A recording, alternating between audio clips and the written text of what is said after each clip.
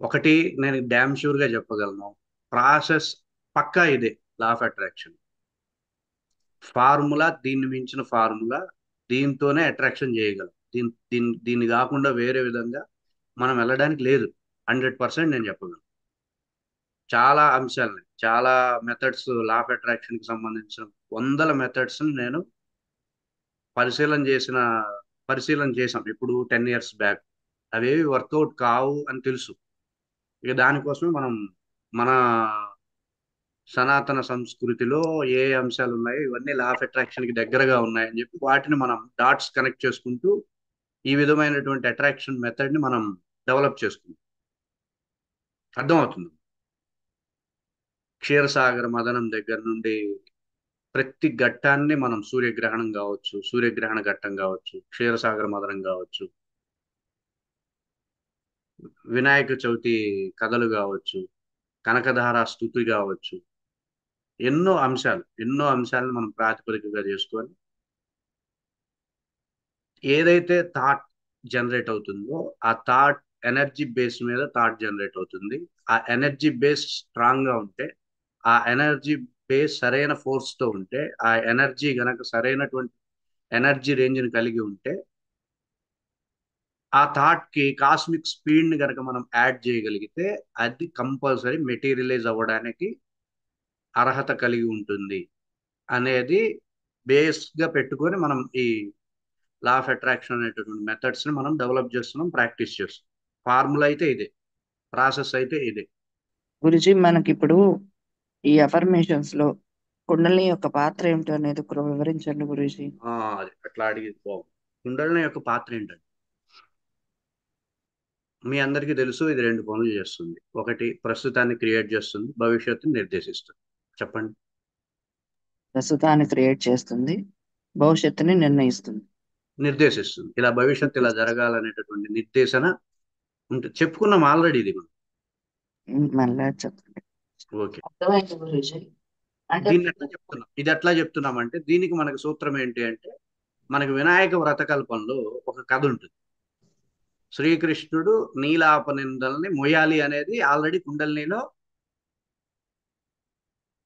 కుండలినిలో fix అయింది. Already Parvatidevi చంద్రుణ్ణి చూసిన వాడికి నీలాపనిందలు తగులుతాయి అనేది ఆల్రెడీ కుండలినిలో నిక్షిప్తమైంది. అది మీరు అవగాహన చేసుకోవాలి. గతం ఆల్రెడీ కుండలినిలో నిక్షిప్తమైంది. ఏంటి? పార్వతీదేవి అంటే కుండలిని శక్తి. పార్వతీదేవి ఆల్రెడీ పెట్టేసింది. ఎవడైతే వినాయక చవితి రోజు చంద్రుణ్ణి చూస్తాడో వాడు నీలాపనిందలు అనుభవించాలి అనేది ప్రీ రికార్డెడ్ ఈవెంట్ గా అది కుండలినిలో సెట్ అయిపోయింది.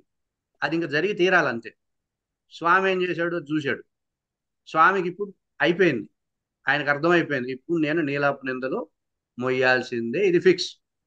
దాన్ని తను మార్చగలిగాడా? మార్చాలి. మార్చలేడు, మార్చలేదు.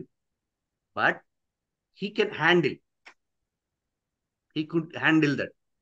నీలాపనిందలు పడుతున్నప్పుడు వెంటనే ఆ ఏదైతే సమంతకమణి ఏదైతే ఉందో దాన్ని వెంటనే తెచ్చేసేసి వాడికి ఇచ్చేసేస్తే, ఓకే నువ్వు పురుషోత్తముడివి, నువ్వు నువ్వు కాబట్టి వీటిని హ్యాండిల్ చేయగలవు. మాలాంటి వాళ్ళు ఎట్లా హ్యాండిల్ చేస్తారంటే ఈ వ్రతకల్పన చదువుకోండి అన్నట్టుగా ఆ కథ చెప్పారు. ఆ కథలో ఉండే సారాంశం ఏంటి?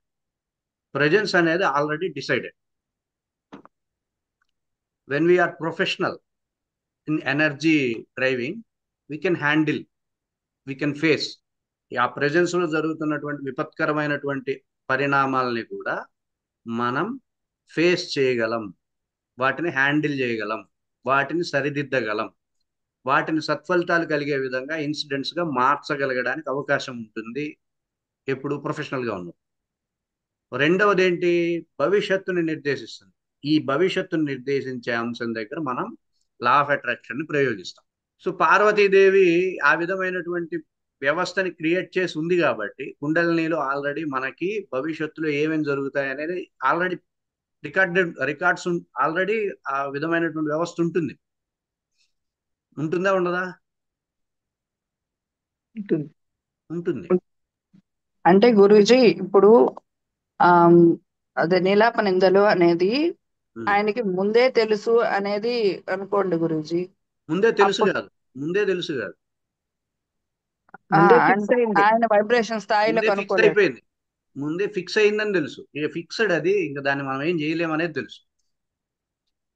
మ్హూ. ముందే తెలియదు, ముందే ఎవరికి తెలియదు, ఆయనకు కూడా తెలియదు. కానీ ఎప్పుడైతే చంద్రుడి బింబం ఆయన కంటికి కనపడేలాగా యూనివర్స్ క్రియేట్ అయ్యిందో, అప్పటికి చంద్రుడిని చూడకుండా ఉందామని చెప్పి ఆయన ఉత్తరీయం ఇటు వేసుకొని నెమ్మదిగా పాలు పితుక్కోవడానికి వచ్చాడు. అది పాలల్లోనే చంద్రబింబం కనపడింది. మ్. ఇక ఫిక్స్ అయిపోయింది. చంద్రుడిని ఎప్పుడైతే చూశాడో యూనివర్స్ అర్థం చేసుకుంటాడు. కాబట్టి ఇది నాకు నీలాప నిందలు కలిగేది ఫిక్స్ అయిపోయింది. దానికోసమే ఈ విధమైనటువంటి ఇన్సిడెంట్స్ క్రియేట్ అయ్యింది అనేది ఫిక్స్ అయిపోయింది. ఆయన దానికి సిద్ధపడిపోయాడు. మ్. అలాగే మనం కూడా ఉంటాం. కుండలినిలో ఆల్రెడీ పార్వతీదేవి శాపం అంటే ఏంటి? కుండలినిలో ఆల్రెడీ డిసైడెడ్ అంశాలే ఉంటాయి. ఇది జరగాలి, ఈ టైంకి 2024కి భార్గవ శర్మకి ఇది జరగాలి, 2025కి ఇది జరగాలి, 2025 ఇయర్ ఎండ్కి ఇది కలగాలి. ఇవన్నీ ఆల్రెడీ ఒక 6 సంవత్సరాలు 10 సంవత్సరాలు ఆల్రెడీ లోడ్ అయి ఉంటుంది అక్కడ కుండలిని. అర్థమవుతుందండి. అర్థమైంది. ఎప్పుడైతే మనకు ప్రజెన్స్ లో కొన్ని ఇన్సిడెంట్స్ మనల్ని సిద్ధపడేలా చేస్తాయి. ఓకే, ఇది ఇంకా జరుగుతుంది, ఇది ఇలా జరిగేలా ఇది లీడ్ ఇస్తుంది. ఎప్పుడైతే పాలల్లో చంద్రబింబాన్ని చూశాడో, ఈ లీడ్ దేనికి? రేపొద్దున నీలాప నిందలు పడ్డానికే కదా ఇది లీడ్. అవునా కదా? అవును గురు. అవును గురూజీ. అంటే ఫిక్స్ మన కర్మలో ఏముందా అని మనం అనుకుంటాం కదా క్యాజువల్ గా. కర్మ అనే వర్డ్ మీరు వాడరు.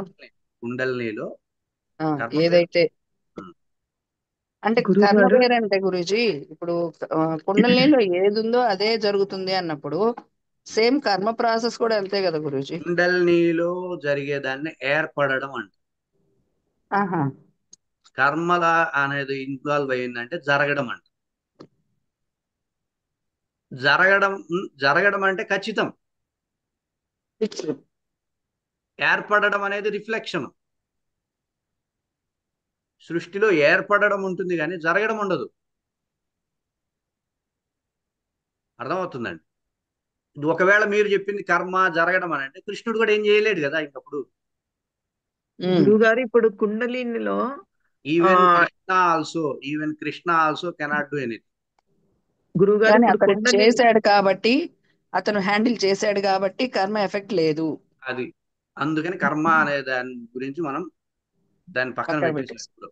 అంటే హ్యాండిల్ చేయగలిగితే అసలు కర్మ ఎఫెక్ట్ అయితే ఉండదు. అవుతున్నప్పుడు అది కర్మ ఎట్లా అవుతుంది? ఇప్పుడు ఓ పర్సన్ హ్యాండిల్ చేయగలిగాడు, సక్సెస్ఫుల్ గా హ్యాండిల్ చేయగలిగాడు. ఇంక 2 అమ్మాయిలను పెళ్లి కూడా చేసుకున్నారు బ్రహ్మాండంగా. అన్నప్పుడు ఇంకా కర్మ ఎట్లా అవుతుంది?